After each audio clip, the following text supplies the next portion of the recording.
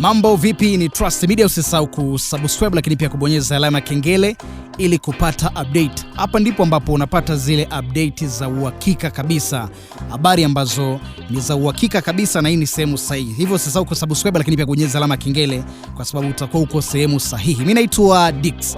Bwana, klabu ya Simba kutokea Tanzania ipo kwenye mazungumzo na kipa wa timu ya taifa ya Nigeria, yani Super Eagles, anaitwa Stanley Nwabali ambaye ana umri wa miaka 29 kuhusu uwezekano wa kujiunga na timu hiyo katika dirisha lijalo la usajili. Hapa nazungumzia dirisha kubwa ambalo litaanza mwezi Juni mwaka 2026. Kulingana na vyanzo vyetu hapa Trust Media ni kwamba Simba wanapanga kumsajili Nwabali ili kuimarisha safu yao ya makipa kuelekea msimu mwaka 2026-2027. Mbali na Simba Sport Club, klabu kadhaa pia zimeonyesha nia ya kumtaka Nwabali, ikiwemo Kaizer Chiefs kutokea pale South Africa, ambapo wao wanaam kupata saini yake katika dirisha kubwa la usajili. Lakini iwapo Simba watafanikiwa kumsajili Nwabali, atakuwa mchezaji anayelipwa mshahara mkubwa zaidi katika ligi kuu ya NBC. Jamani, atakuwa mchezaji ambaye kwenye ligi ya NBC anapokea mshahara mrefu zaidi.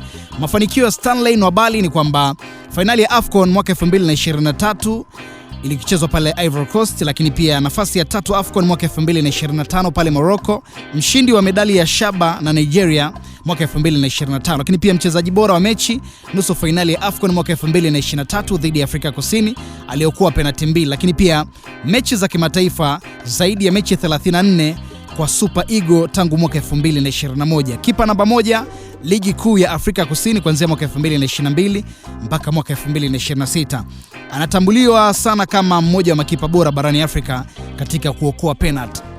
Lakini utajiuliza labda Simba ina kipa mwingine ambaye ni Kasali, ni kipa namba 1 sasa hivi wa Simba, lakini kabla ya hapo kulikuwa na kipa namba 1 ambaye alikuwa anaitwa Pimpin Kamara, ambaye bado alikuwa yuko ndani ya Simba lakini alitolewa nje ya mfumo wa usajili. Lakini taarifa ambazo tulizipata ni kwamba baada ya dirisha kubwa au baada ya msimu huu kuisha atakuwa yuko vizuri, kwa atarudishwa ndani ya usajili. Kwa hiyo taarifa ni kwamba inaonekana kabisa Simba wana mpango tena na Pimpin Kamara. Na juzi kati tulipata taarifa kwamba amenyimwa kufanya mazoezi kwenye timu ya wakubwa, lakini pia timu ya vijana ya wadogo.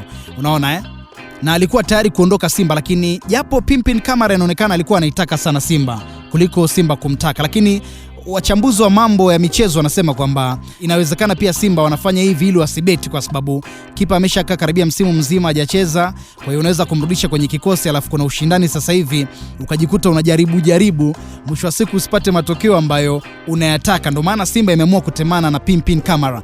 Kwa hiyo dirisha kubwa la usajili tumtegemee Stanley Nwabali, lakini kipa namba 2 inawezekana akawa huyu ambaye sasa hivi ndio kipa namba 1 ambaye inaitwa Kasali. Lakini watu wengi pia wamekuwa na maoni tofauti kuhusiana na Kasali juu ya uwezo wake. Kuna magoli ambayo yanafungwa kabisa, unaona kabisa Simba inahitaji kufanya usajili wa kipa ambaye ni wa uhakika. Mfano mzuri kipa wa Yanga, unaona kabisa kuna ile nguvu kipa anaionyesha, hata kama timu imelemewa kipa anakuwa anaisaidia timu. Mfano kipa wa Yanga kama ambavyo nimezungumza, Djigui Diarra, unaona amekuwa anaisaidia sana. Kwa hiyo tutegemee ushindani mkubwa sana kwa makipa, kama ambavyo ilikuwa misimu kadhaa hapo nyuma ambapo alikuwa anashindana kipa wa Yanga Diarra, Aishi Manula. Kulikuwa kuna ushindani fulani hivi na kuna uzito fulani hivi. Hata clean sheet ilikuwa mwisho wa siku, kuna msimu fulani ulipita hapo alichukua kipa wa Coast Union. Unaona kabisa kulikuwa kuna ushindani wa makipa. Kwa hiyo tutegemee msimu ujao Simba itakuwa na kipa bora kabisa, lakini pia tutegemee ushindani wa makipa kwenye ligi ya NBC Premium League. Hii imeandaliwa na Moscow. Mimi naitwa Dix. Usisahau pia kusubscribe lakini pia kubonyeza alama ya kengele ili kupata update zaidi. Nenda pale YouTube search Trust Media TZ alafu utapata update zaidi. Nimekukumbusha kabisa hapa ni sehemu sahihi kabisa ambapo utapata habari za uhakika.